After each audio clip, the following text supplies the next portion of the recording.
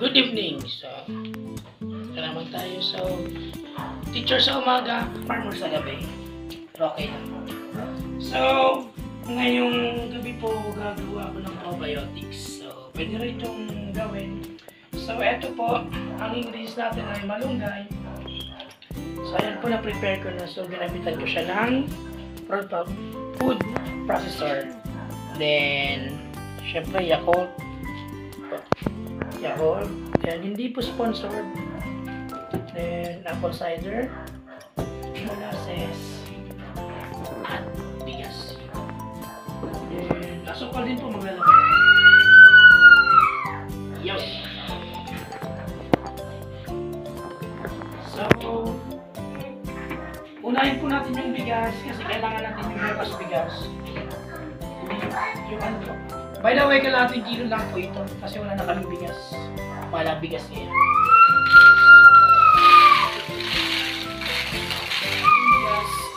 Then, maglalagay na po tayo ng tubig. So, by the way, sa tubig po dapat non-chlorinated. Ulitin ko po, dapat ang tubig na gagamitin natin ay non-chlorinated kasi po mamamatay yung mga probiotics or mga good bacteria. So, ito, galing sa poso.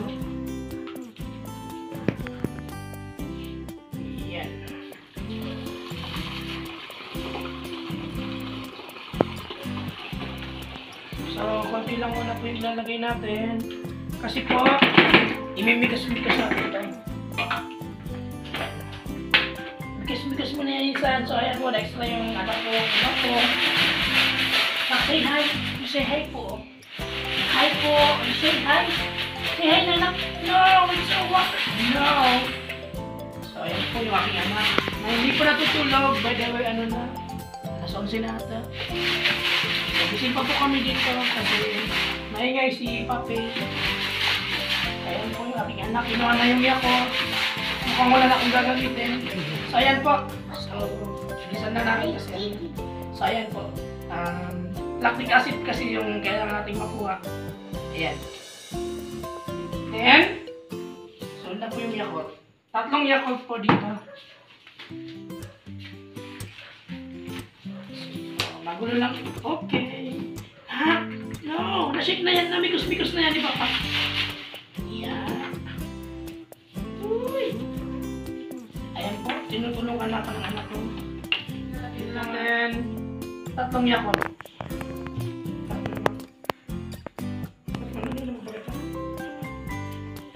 Ano na parang sa iyo na mga latak sa ilalim. Kailangan po may isama natin.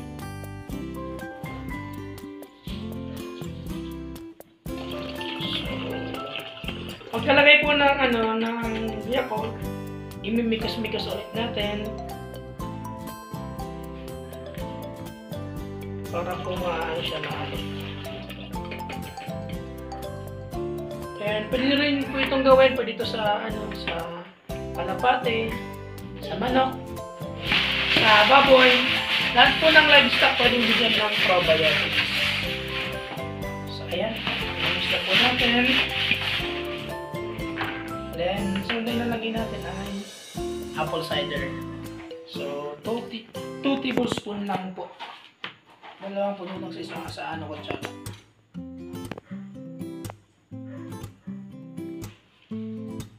Ayan, 1.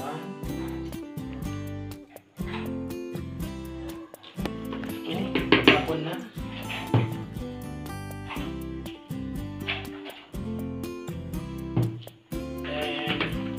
Mikos-mikos ulit. Yun. Ating malunggay. So, ayan. So, mas marami po, mas mabuti. Mas okay yun. Kasi, di ba ito, ang tinatawag natin superfood. So, mas mainam po kung mas marami ilalagay natin. So, ito po for good for 2 recipes. So, dalawang pong gagawin. Ito yung isang dalan. So, bali dalawa. Hatiin ko lang po ito kasi masyado namang marami. Ayan, lagyan na natin.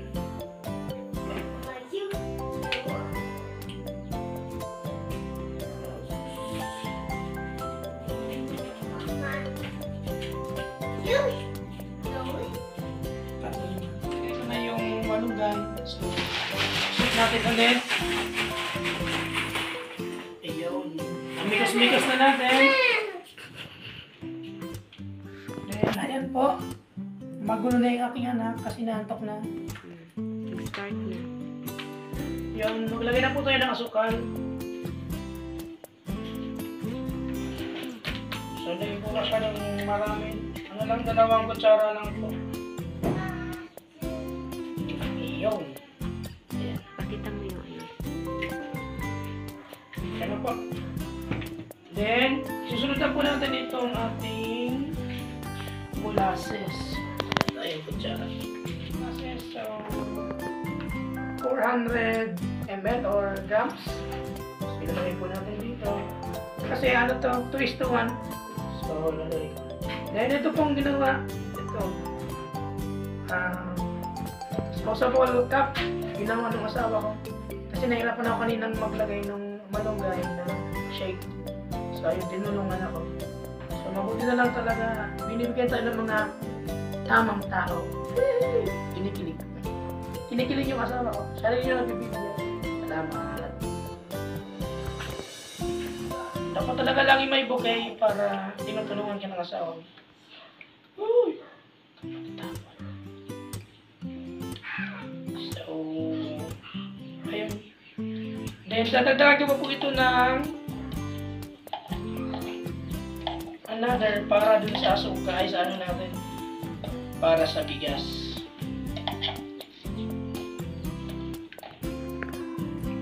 So, ayan po.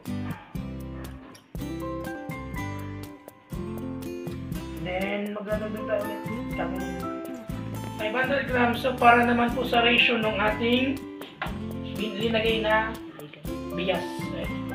Para po, so ano po yung silbi ng molasses? Para po mas maganda yung fermentation, mas maganda para sa ating mga livestock or ating mga alaga.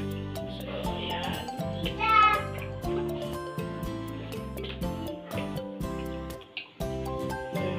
Imimikos-mikos po natin siya ng maayos. So, buti na lang po yung asawa ko ay science teacher. So, ayun. Naisipan niyang gawin yung disposable cup para po hindi matapon. Tapos, mas convenient, mas madali po yung paglalagay natin ng mga ingredients natin. Yun. O, di mas madali. Kung ito po yung ginamit natin kanina, ang hirap. Buti na lang lumabas pa itong dalawa ng gulo. Yung anak ko, ngayon natulungan pa ako. Then, yun. Ipapasok lang natin yung ibang mga sabit.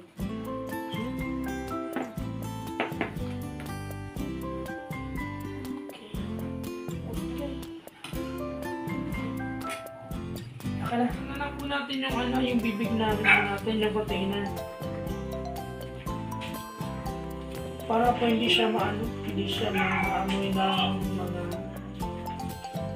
langgam. Then, pag nalagay na po natin yung molasses, imikos-mikos po natin ng maayos para po ma-distribute na sa malunggay at sa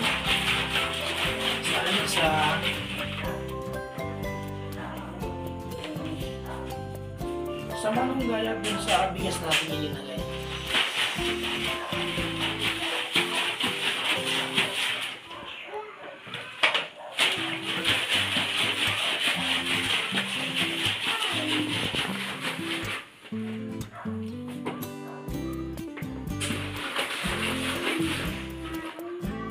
So, ayun na po.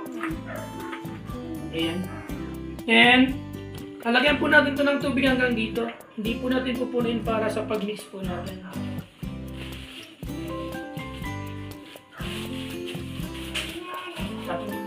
So, ayan po. Lalagyan ko na ng tubig. So, hindi po natin pinuno. Kasi po, para sa pag-ano natin, pag-mix. Pero yung anak ko maingay talaga. Yung ata. So, ayan po.